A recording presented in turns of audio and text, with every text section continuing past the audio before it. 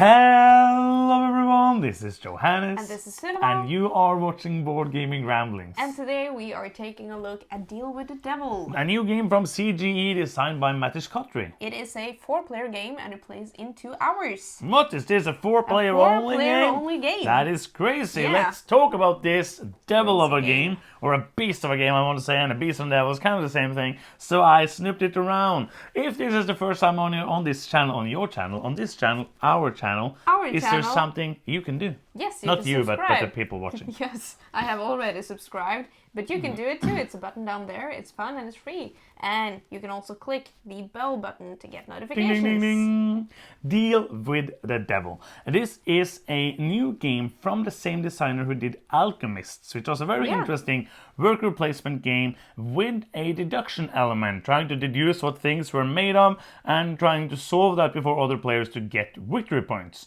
He has kind of taken that hidden element of a game and taken it to a new level in Deal with the Devil. In Deal with the Devil, you are one of the rulers of a little kingdom, and you're trying to build up your kingdom by getting resources, building buildings, resolving these events, and basically trying to do that in the best way possible. Some set collection and all of that. That's not like thematic. It's not like, oh, I'm going to go ahead now and do a set collection. I don't think a king ever does that in a country. But the thing in this game is that 2 of the players are going to be puny mortals. Yes. One is going to be a cultist, and the last is going to be the devil. Each player is going to get 1 of the 4 roles, and I'm going to play through 5 rounds of the game. Some of the rounds are going to be shorter, and some is going to have some special phases, a witch hunt and an Inquisition. And what you're doing in this game is basically trying to get resources to build buildings if you are a normal person, and kind of if you are the cultist. And if you are the devil, you're trying to deal with the other players to get their souls. Yes. So you're trying to make the humans and the cultists deal away or sell their soul to the devil, basically. I'm guessing that might be where the idea for the game was. Like, can we make a game about selling your soul to the devil? So the devil is going to start with a lot of resources. The others are not going to start with resources. And you're going to produce some resources, get some new cards in your hand, which you can build, which are the buildings. And then you're going to do the deal phase, which is kind of the special phase of the game, where the roles are very important. You're going to use an app to scan these little chests, so that you close them up, put your little deal in there, what you want for your deal, close up the chest, and you're going to shuffle up the chest, and you're going to scan it, and it tells you which one everyone gets, and then you can either take the deal or not take the deal. After that, you are going to do mostly normal Euro stuff. You're going to use your resources. You're going to plan some build actions. You're going to use your resources to build buildings. You can work on those buildings to get some more resources or some resource conversions. And you're going to continue doing that. When you get to the witch hunt, everybody can guess a player they think might not have 3 souls, because you start with 3 souls and you can give them away. So even if a person was actually a human, but they gave away too much of their soul, then they can end up being almost burned as the witch. It's kind of like the rulebook is saying, like, there's no player elimination in this game, so you just get a little negative bonus. Not a bonus if it's negative. Malice, I think, is the opposite of a bonus. The last part of the game is the Inquisition, where you have these inquisitors coming and trying to see if you are running your country kind of too good. Kind of the church doesn't like that. But you can bribe them. It's a very dark, humorous theme here in this game, like very not positive towards the Inquisition, basically, this theme. And the part that then trying to find out who doesn't have enough souls, you can kind of, if you do enough good deeds, you get this kind of free pass from jail, kind of saying like, but I have this, and they're going to be like, okay, we don't care about you no more. And if you don't, or if you aren't able to kind of pay them off or show your souls, then you are going to lose victory points and lose different things throughout the game. And after 5 rounds, you're going to see who has the most points, and people score points a little bit different. Like the devil is going to score points for the buildings he built, but also mostly for getting souls from the other players. And then the player with the most points is going to be the winner of I almost said The Devil Wears Prada, but that's not the game, that's the movie. This is Deal with the Devil. So let's talk about all the other stuff than the game overview. The artwork and components in this game are of good quality. Mm-hmm. There's a lot of hidden information in this game. So you have this huge like tower or castle that blocking your resources and also your souls, and also lets you like peek on make deals and peek at other people's deals behind your castle. And I think that is nice, and I think it works really well. I think it might be the best player shield I've seen in the game. Like sometimes you get this like little flimsy thing you put in front of you and you hope it doesn't fall over. Yes. Because if it fell over in this game, the game would be over, and if you were like 1.5 hours into the game, that would be really bad. And also the chests are really functional as well. Very good. And it's very hard to see like who is who, and you shouldn't be like looking at it because that's no fun. But overall, that would defeat the purpose of the game. Yes, but overall the artwork in this game is very, as you said, whimsical. It really fits the theme. It's a lot of like these weird creatures that live in your world. If you just take a look at the box, you have like a fish with wings, and you have this little dragon, no, it's a lion with wings, and a little imp, and all of that, and all the different Inquisitors have these weird little imps on their heads, and like it's kind of like a dark comedy, humorous artwork and theme to the game. Yes, and the text on some of the cards also reflects that. For the example, event on the cards, events is funny to read, but it's also funny to see like the different artwork paintings for the different outcomes of the event, depending on if you do something good for the church or something bad. The game also has a rulebook, and this is a standard CG rulebook. It is a good rulebook, and also it has the way of learning rules, which I enjoy of learning the rules, with not a lot of information up front, just like a few short pages, one page actually about like the chests, how they work, and the different roles, how they work, and then basically they just go through all the different segments of around the faces, which is the way I like to learn and teach games. So that's just, so how the structure of it is. It's simple then to find out what you're looking for, because it is under that face. If you have a question for the deal face, you're going to look at the deal face in the rulebook, and you have the understanding on the rulebook. You have on the back some explanation of the different cards and the buildings, and there is also a good play rate. Yes, it is, and it's very much needed in this game because sometimes it's hard to ask questions during the game because they can easily reveal your role or intentions for it. So the play rates, I have used those a lot. And they've been really helpful and informative. And also there's a fun FAQ at the back of the rulebook with questions that you shouldn't ask that will be very revealing. Because this is a game which is so important that everybody understands almost all the nuances of the rules from the beginning of the game. Yes. Because as I said, there's many types of questions you really cannot ask without revealing who you are. And that is something that we're going to talk more about later, but it's a huge part of this game is trying to not reveal who you are. Absolutely. We have played this game with four players because it's very hard to play it with fewer.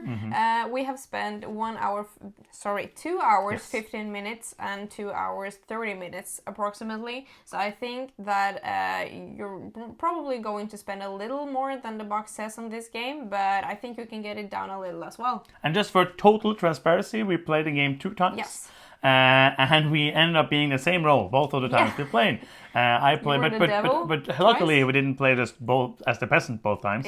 And we also spoke a lot with the people who played, like the cultists and all of that. So we kind of tried to get a feeling of all the different things. I played the devil both times because puny peasant. I was thinking for a second, if I become the devil now, I can just say, oh no, I was the devil. Let's do the choices again. But then you would know I'm not the devil, not the devil, and then the game would make no sense. We have only played the game 2 times. That is kind of like if your group is not exactly 4 people, it might be a hard game to get to play. Like playing a longer game like this with exactly 4 people. With people that we know are going to understand. Enjoy the game, because we're going to talk more about it's very group dependent, obviously, for being such a long game with hidden roles and all of that. So we want to let you know that we have only played it 2 times because it's very hard to find a time where we are those 4 people or 4 people we Yeah. will enjoy to play this game with.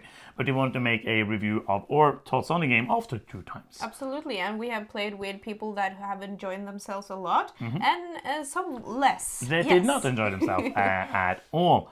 Because this game is very weird and unique, and for a 2-hour Euro game with hidden roles, it's a mashup that we are not used to. No, and we haven't seen before and we might not see again. Yes, first off, the app works very, very well. You were the app person. What did you think of the app? This is like, I'm not against apps in games. I like apps in games.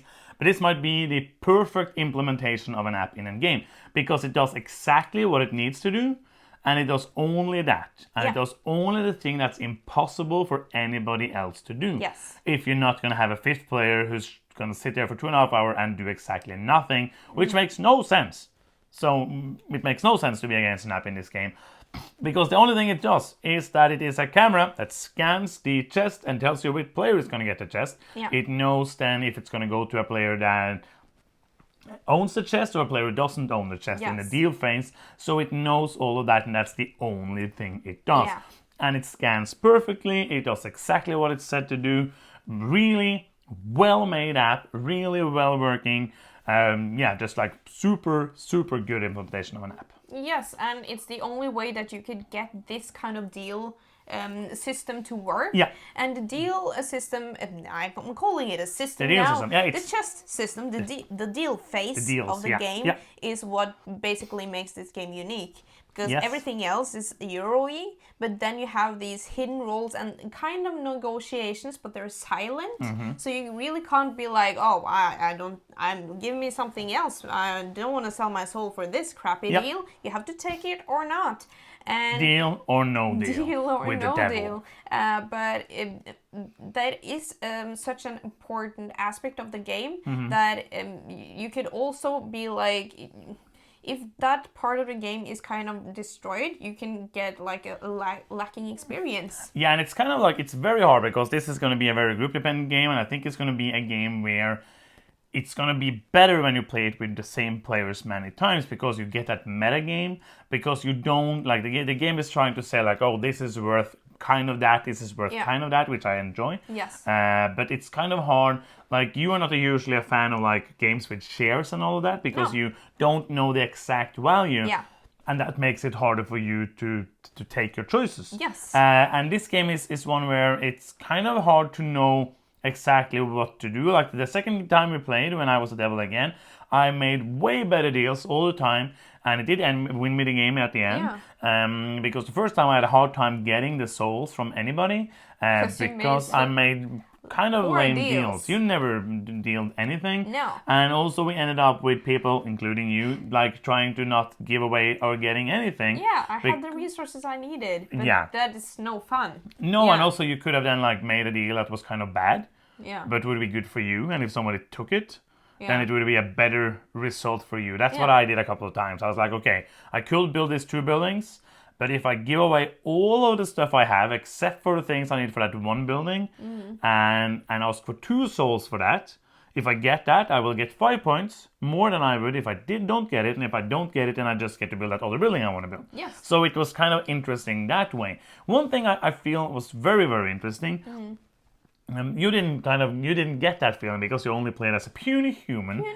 But the fact that it's weird because it's a Euro game, but I have to play pretending I have less stuff than I have. Yeah. And that might be like the very interesting part of the game. Because I'm trying to... As the devil? Yeah, I'm trying to like, because if I splurge and show all my stuff, it might be easier. It might also be a human who is kind of stupid and got a good deal from the devil and they're showing all the resources they got. Yeah. So I try to like pretend I didn't have money, for example, and be like, oh, I need to take a loan now. Yes. Because, I'm missing that 1 coin. I had to take the loan for that. Well, you don't. You have a lot of coins. And I had behind coins behind my player tower but thing. nobody knows. And it's kind of that part makes it also unique. Yeah, so it's not only the deal part, but it's also that part where and the deal part is kind kind of intense. Like everybody's just super quiet, and you're shuffling up this chest, giving them out. Everybody's looking very quietly, trying to take off the stuff so nobody hears what you got. I was actually taking things out and putting them back. Yeah, just pretending you did things. Even if I didn't take the deal, just to. And that part is interesting, and also the part where you, like as I said, you're trying to not show who you are. Yeah, or if you are a mortal, you would, through your actions, maybe want to show who you are, because the mortals get kind of an advantage if they guess who the devil is, and also who the Cultist. Thank you, cultist. We're not guessing on the Inquisition are. So to kind of try to figure out who's who is an important part of the game, but without cheating or making mistakes.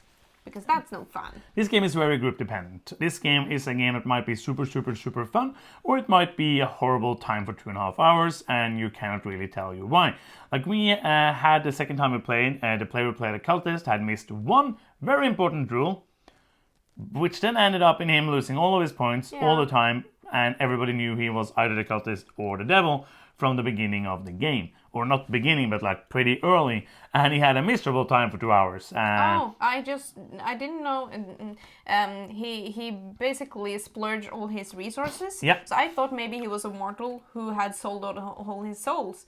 So yeah, so you can still out him to the witch hunt. Yeah. Sorry, just like you can still out him to the witch hunt. That is true. So you don't, but it's kind of like a he was not playing very well. No, and that makes it very easy if you do that mistake, or if you kind of like give away your soul too easily, or all of that, you might end up in a bad position. So I will say, I think this game. We're not going into all of that yet, but I think this game, like with the right group, it will be a lot of fun. I agree. Because it has that kind of hidden roles, and let's talk about that, because I am usually I can enjoy a game with a hidden role. You usually cannot enjoy a game with a hidden role. So I was very pleased that I didn't get to play the devil. Yeah, so how did you feel about playing, even though you didn't feel the feeling of being that, how did you feel about playing a kind of medium Euro game with the hidden role? I thought it worked very well. I think a lot of the reason for that is because of the balance of it. Because you can easily be like, okay, I don't know who the devil is. I don't care.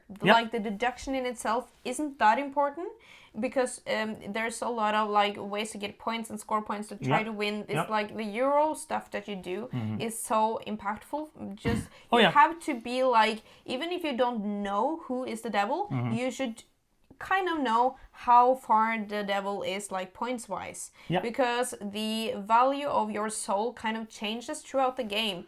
If you see that the devil has a lot of souls already, you can see that he's getting a lot of points for your soul. So if he gives you a lame deal towards the end of the game, you should be like, a little wary to give you away your soul for that a lot of points for the devil. Yeah, I think that before we go into like the witch hunt and the Inquisition, which is the other unique mechanisms of the game, I feel like the rest of the game you do is kind of okay. Yeah. It is basically spend resources on buildings. And that with some nuances and variations, but that is basically what you do. You're trying to get sets of symbols to get extra points and extra bonuses. You're also trying to see what buildings are actually like realistic for you to build. And also some of them have cool abilities, but they're not mind-blowing. They're like, oh, you get an extra coin for this, or you get an extra this for that. Very good example. No, but I feel like that it's solid. Like it's not, everything works well. But it's kind of there for all of the unique stuff to make sense. Yes. I feel like it's like not, a foundation for the extra stuff. You're not going to be like, oh, I'm building these buildings. This is super unique and cool. It's the rest of the package that is that. I agree. So let's talk about the Witch Hunt and the Inquisition. Yeah. The Witch Hunt is super simple, even though I read it completely wrong the first time. And I explained it, and you were like, that makes no sense whatsoever. This is not a game. No. And you reread that part, and luckily we understood it before we came to that part of the game. So you basically then just going to guess a player. I said it on the overview. And if a person is guessed twice, then twice, that's not twice, two times, twice guessed, or more, then they have to show you 3 souls. And so it could be the devil. It could be a cultist, because the cultist can also ask for souls. Yeah. I don't feel that makes sense. Like, if you are a human, do not show your souls. I agree. That is not. It's not like, I feel like in The Witcher, if you have 3 souls, you should show show them. Yeah. Because like even the cultist souls, which has like a tainted side with a dagger on them, you don't have to show that side. So even though I'm the devil, or if I'm the cultist starting with 2 of them, maybe I got 1 more, I can show them, and you will not know if I am the cultist or the human. But basically, if you can't show, you're basically telling the other players that you have either sold your souls, or you are a bad guy, horrible person, or a devil or a cultist. Yes. So it's kind of giving some information here and there. In the Inquisition phase, we explained it, kind of like go back to the overview to be like a more explanation of it. But you can also in that phase, you are gonna put stuff into your chest, and you kind of alert to it that you can know how many souls the devil has, because the devil will then put some. Most of the time, all of them in it to get different bonus. I feel like the only time we wouldn't do it is if the devil had like 4 souls. Yeah. Because I showed 3 last time, and that's a lot, but it was like the best bonus you got. Yeah. So if I had 4, I would keep that hidden. Yeah. Because if I had shown, I have 4 of them, you would be like, not going to give you any more for the rest of the game. Any more with you. Yeah. And then you can also guess who is the devil and the cultist. And if 2 people guess the same thing, then they have to say yes or no to that. If they are, they don't have to say who they are.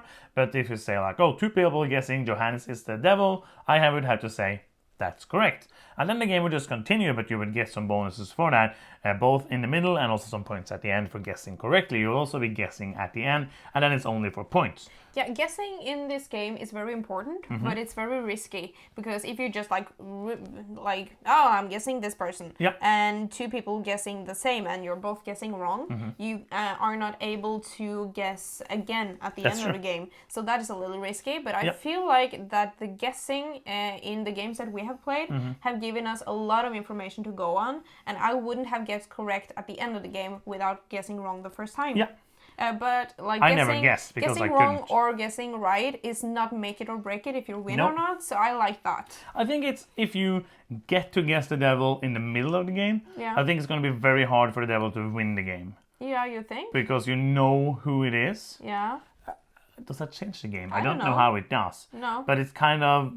Maybe it does like internally. Like, you know, it's Johannes now. I'm not going to give anything to Johannes because he's stupid. But I'm not giving anything to you. I'm giving it into the chest. No, but if you know that I am the devil... I can see how many points you have on the buildings, like that kind of stuff. So that's the thing. It gets a little more calculated. Yeah, that is true. So you can more easily kind of, you have to make an even better deal, because if I also had like almost the most points in buildings. Yeah. So if you can see that I'm doing very well in buildings and also know I'm the devil, it's going to be almost impossible for me to get anything more. But the thing is, if you don't get to trade as a devil, you can use those resources to build your own. Oh, yeah. So it's not like impossible to get points as the devil if you don't get any souls. No, but it's going to be harder, because you want, like, the more souls you have, the more inquisitors are also coming, and you want those souls to don't get a negative point. So it's kind of like a balance in that.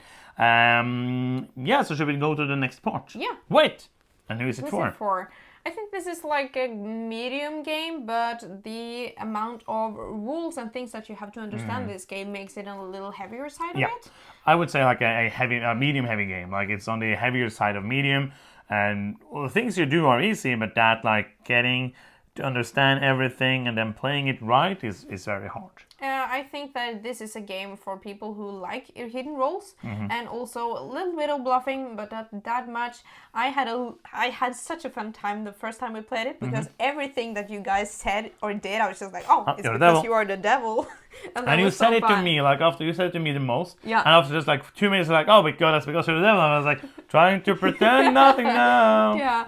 So I think that was very fun, and I also think this is a very unique game. So if you want to experience something that you haven't before, this is definitely something you should check out. Yeah, if you are like a person who like to explore board games and find out, or if you hear this and know like this is for a group, then it's going to be good. If you hear this and think this is not going to be for a group, then it's probably not going to be for your group.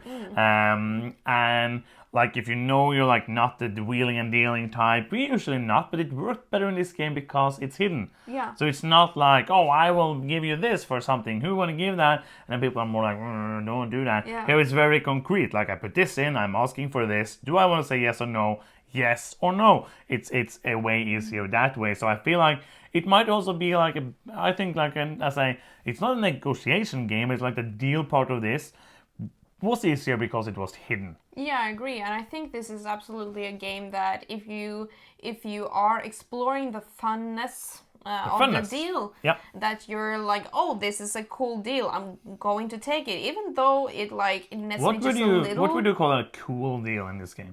No, for wow, example, that's so cool. If it's 4 coins. Yeah, 4 coins is I don't know. But usually I'm a little guarding towards my souls. I want to keep them. So you wanna give me a good deal if I'm going to accept giving away my souls. So what you meant, maybe like you want to, like you said last time we played, you were opening it and Fred kind of like, oh, I have to take that deal because it's so good. It's so good. I can't close it and give it back because somebody else is going to be able to take that deal. If you are like a little close off to all this deal business, I think this is going to fall flat as a mediocre game because that is really what makes this game unique and fun. So let's do some final thoughts. Do you want to begin? I think this is a fun game, but I don't know if I want to play it because I've played as the good guy 2 times now. 2 times. I'm feeling great as that. You can just, if you play it again, you're going to be scared if you are going to be something else. Well, it's just a little nerve-wracking, but nothing else. But for me, I think that this was an exciting experience to be a part of and to get to experience. But other than that, some of the Euro stuff that you do is pretty classical. Yeah. It's a little much hassle for the things that you sometimes get out of it because there's a lot to, explain and to get, and there's this fiddling with the chest and hidden information, and it takes a little time to play it. But overall, I think it's a solid game. I'm going to give it a 7. A 7. A 7. Yeah, I'm rating everything. I'm going to give it a 7. Now. It's a 7. I was about to say. I'm going to give it. It's a fantastic game. I'm going to give it a 6. Again. A 7. 7. 7. It's kind of like I'm going to give it a 7. It's perfect. Yes, I think it's a really fun game. I think that I agree with very much you said. Like I felt like it's just a tad bit much of work to play it. I felt like being stressed for 2 hours playing it, 2.5 hours of trying to hide this, hiding that, putting it there, being stressed out that somebody will see who I am, trying to hide off that I'm the devil, trying to play the other players so they will give me the deals and not show that, I actually have a lot of stuff behind here and not just tiny things. And it's all of that makes it for me not a fantastic game, but it is one that I'm very happy to have played and very happy to have experienced because it's so unique and different. And unique and different isn't always good, but unique and different is almost always interesting. Yeah. And I think this is also good. And I think that if you hear this review, I think you will, or any review for the game actually, I think you will know if this is going to be a game that you will enjoy or not. Yes. I'm going to give it a 7.5. Cool. I think it's a fun game, one that I'm very happy to have played. Yes. And that is the end of the video. Thank you so much for watching. If you are still here and you have not subscribed yet, what can you do? Yes, you can subscribe by clicking the button down there. It's fun and it's free. It makes us happy, like this. If you want to do something that's not free, you can. Go to patreon.com/boardgamingramblings and support us there. And that is the end of the video. Thank you so much for watching. I'm Johannes. I'm Sunema. And you've been watching Board Gaming Ramblings, and bye-bye.